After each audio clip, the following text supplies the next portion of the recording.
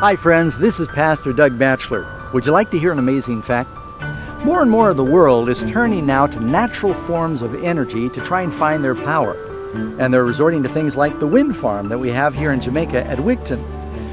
You know, I remember years ago my wife and I going to visit the big island of Hawaii, and we were amazed at all the potential there for natural power, but they weren't using it. There at the south part of the island, there was volcanic activity. You can make geothermal power there. If you went to Waimea, the wind was constantly blowing, but they had no windmills there.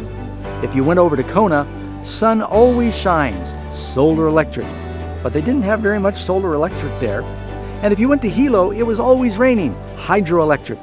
And in spite of all that potential for power there on the big island of Hawaii, they were powering the island back then with dirty diesel generators. Made me think about how we sometimes waste the power of God's Spirit that He's making available to us. And each of us can have that Spirit if we simply ask. You can read in Zechariah chapter 10. What do? Ask of the Lord rain in the time of the latter rain, and He will send flashing clouds. Jesus also said in the book of Luke, if you then, being evil, know how to give good gifts to your children, how much more will your Father in heaven give the Holy Spirit to them that ask? When you look in the book of Acts, when the Holy Spirit was poured out, it says there was a sound of a mighty rushing wind. And that power that launched the church back then can still power your life today, friends. So why don't you ask Him?